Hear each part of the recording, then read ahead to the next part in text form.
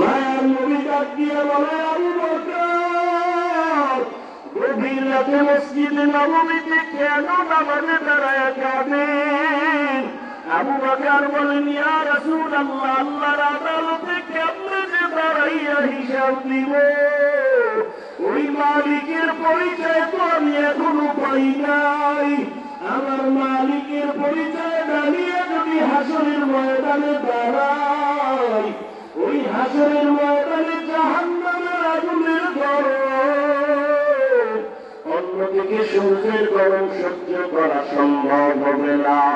আল্লাহ তাআলা রাগান্বিত আওয়াজ দিয়া বলবেন, লিমানিল মুলকুল ইয়াউম লিল্লাহিল ওয়াহিদিল কাহ্হার। আল্লাহ বলবেন, আজ দিনের রাজত্ব কার? ও রাজা বাদশারা, ও অহংকারীরা, আরে ওলামারা পায়ে ধরে ধরে বুঝায় নামাজ পড়ো, পর্দা করো, হালাল খাও।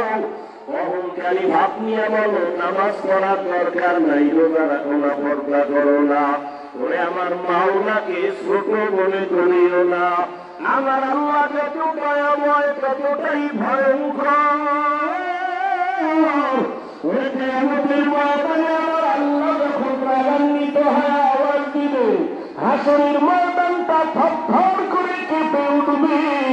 আরে মানুষগুলো পাগলের মতো হয়ে যাবে, গুনাহগারের মাথার মগজগুলো ভাতের মারের মতো তাস্তার করে ঘুরতে থাকবে।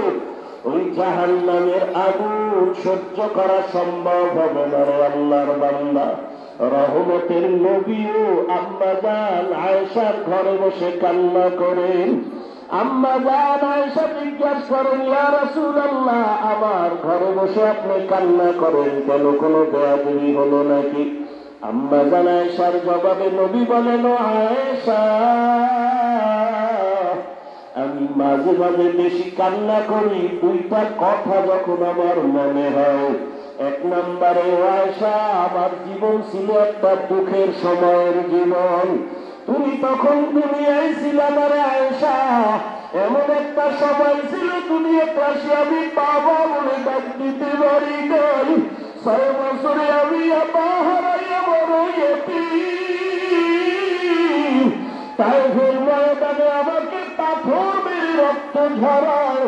ওরে আমার তখন ভালো কেউ নাই, আমার আপনজনেরা দুশ্মন পথে কাটা দেয়, আমাকে মারার জন্য কত ষড়যন্ত্র করলো।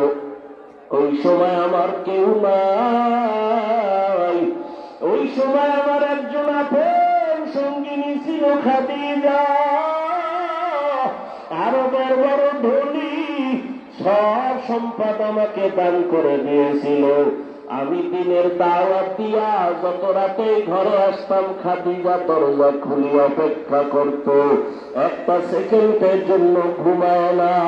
ওই খাদিজার কথা যখন আমার মনে পড়ে, আমি চোখের পানি ধরে রাখতে পারি না।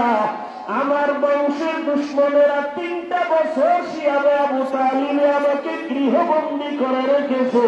পানি পায় না, খানা পায় না। আমি মোহাম্মদ গাছের পাতা চাবাইয়া চাবাইয়া খাইয়া পেটের ক্ষুধা নিবারণ করে, আমার খানা নাই, পাতা চাবা চাবা খাই।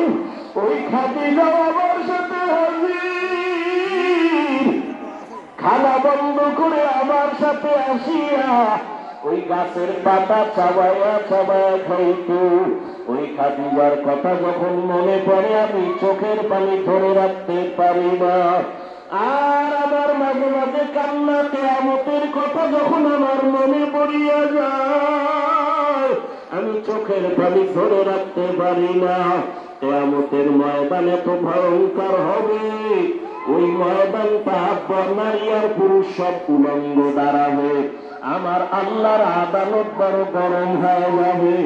জাহান্নামের আগুনের আওয়াজ, জাহান্নাম চিল্লাইলে আর বলবে, আল্লাহ নাফরমান গুলো কই, বিনামাজি গুনাহগার গুলো আমার পেটে দাও। ওই সূর্যের গরমে জমিনটা তামা হয়ে যাবে। ওই সময় আমার উম্মতের কি উপায় হবে? সমস্ত নবীরা কাঁদবেন তাদের নিজের জন্য, উম্মতের